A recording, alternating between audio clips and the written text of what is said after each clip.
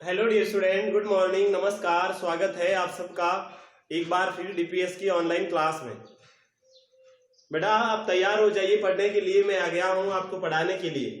आपको पता मैं आपको साइंस सब्जेक्ट पढ़ाता हूँ और हमने एक बेसिक साइंस के रूप में आपको पढ़ाना शुरू किया था, जिसमें हमने पहला चैप्टर एक कहूँ तो ऐसा ही कह दूँ, फर्स्ट चैप्टर वो हमने क्या पढ़ा था, need of food and sources of food and food habits of animals, ये पढ़ा। फिर फूड कंपोनेंट्स पढ़ा, उसके न्यूट्रिशन के साथ में। ये दो चैप्टर हमने पूरे कर लिए। आपसे उम्मीद करता हूँ आपने काम भी किया होगा सारा।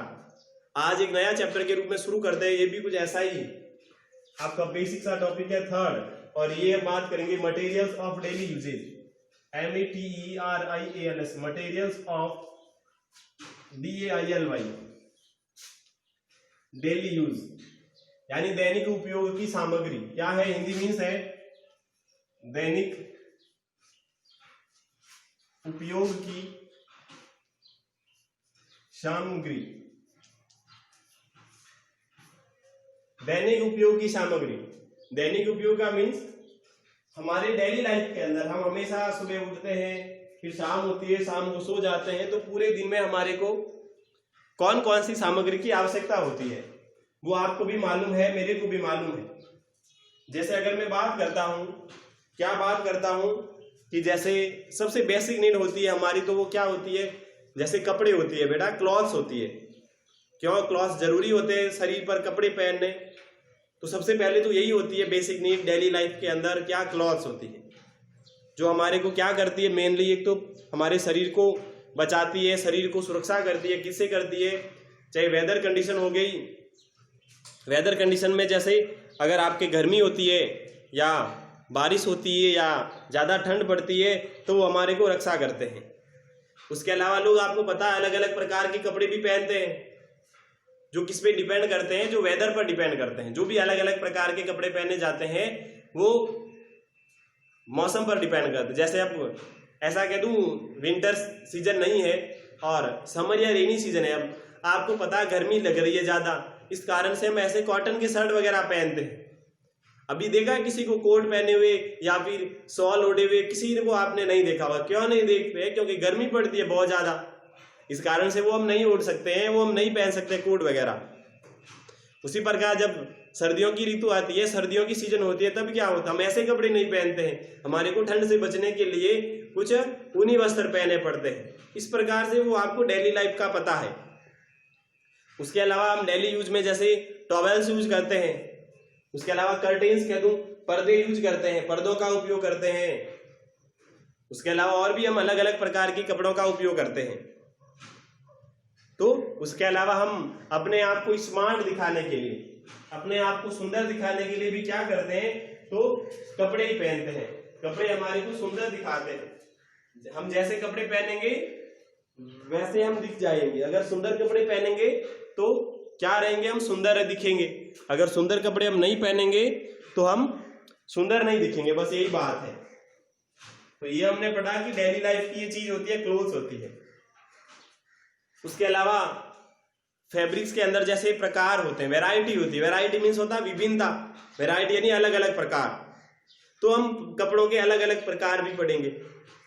जैसे कोई कपड़ा रेशम का होता है, कोई कपड़ा सूती का होता है, कोई कपड़ा ऊनी का होता है। आपको पता होगा जैसे वो नायलॉन के होते हैं, पॉलिस्टर के होते हैं, बहुत सारे कपड़ों के अलग अलग प्रकार। आप बहुत सारे कपड़े पहनते हो, जीन्स वगैरह हो गया, बहुत सारे ऐसे कपड़े होते हैं, उसका कपड़ा अलग अलग प्रकार का बना हुआ होता है। ये पढ़ेंगे हम उसके आगे जाकर के। फिर उसके अलावा हम फाइबर के सोर्स भी पढ़ेंगे, फिर कि ये हमारे को रेशम प्राप्त होता है तो कैसे प्राप्त होता है। उसके अलावा अगर मैं बात करता हूँ जैसे ऊन कैसे प्राप्त होती है, कॉटन कैसे प्राप्त होती है, ये सारा पढ़ेंगे हम, प्रकार में पढ़ेंगे। फिर उसके सोर्सेज में पढ़ेंगे। फिर जैसे कुछ ऐसे फाइबर होते हैं जो हमारे को एनिमल से भी प्राप्त होते हैं, यानी जानवरों से भी प्राप्त होते हैं। अब कौन से जानवरों से प्राप्त होते हैं, तो जैसे मैं बात करता हूँ जानवर से जो मिलने वाले प्रकार होते हैं, जैसे बेटा ऊन होती है, वो हमारे को जानवरों से ही प्राप्त होती है।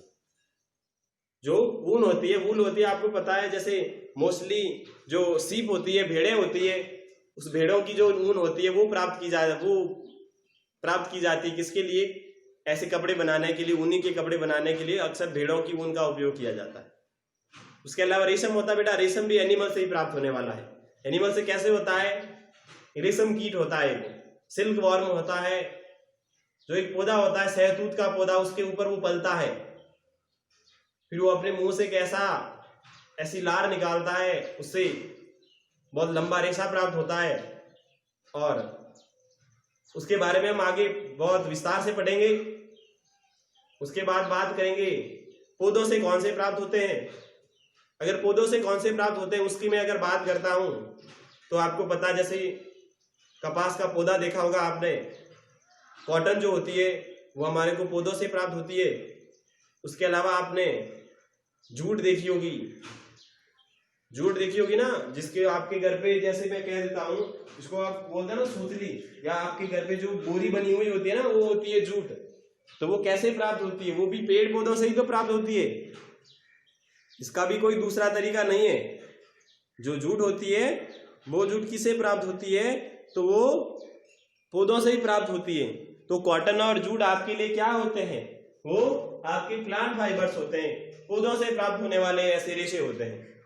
इसके अलावा फिर हम पढ़ेंगे ये जो भी हम पढ़ेंगे, जैसे रेशे होते हैं, उस रेशे से बाद में डायरेक्ट कपड़ा कैसे बनता है। आपको पता है खेत में आपने लगा हुआ देखा होगा कपास का पौधा, जिसके ऊपर कॉटन, जिसे रुई कहते हैं, रुई लगी हुई होती है। उस रुई से कैसे कपड़े बनाए जाते हैं ये भी पढ़ेंगे, सारा प्रोसेस। अलग अलग प्राइस पढ़ेंगे, अलग अलग स्टेप पढ़ेंगे कैसे बनाए जाते हैं। उसके अलावा जूट पढ़ेंगे हम कि उसकी खेती कैसे की जाती है। उसके अलावा क्या सारा प्रोसेस होता है उसके रेशे प्राप्त करने के लिए। फिर हम एक इतिहास पढ़ेंगे कपड़ों का। क्या पढ़ेंगे? इतिहास पढ़ेंगे कपड़ों का, कि डेवलपमेंट कैसे हुआ क्लोथ्स का, कपड़ों का विकास कैसे हुआ, ये वाला भी हम पढ़ेंगे। इस प्रकार इस चैप्टर में हमारे को अलग अलग पढ़ना है। उसमें मैंने सबसे पहले आपको इंट्रोडक्शन के रूप में पहले ही ऐसा बता दिया था कि कपड़े हमारी बेसिक नीड होती है, और उसको वो हम हमारे शरीर को मुख्य रूप से हमारे शरीर को बचाने के लिए पहनते हैं, चाहे वो वेदर कंडीशन से बचाना हो, चाहे ज़्यादा ठंड या गर्मी से बचाना हो।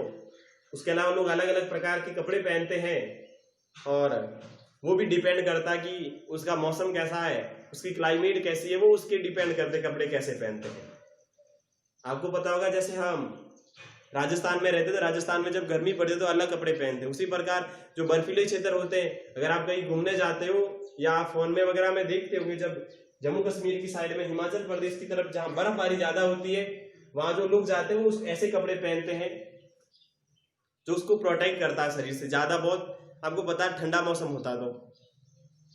उसके अलावा बात करता हूं तो हम पर्दे वगैरह होते हैं, टॉवेल्स वगैरह होते हैं, ये सभी कपड़े ही होते हैं, कपड़े के ही बने हुए होते हैं। ये भी पढ़ेंगे हम आगे जाकर के।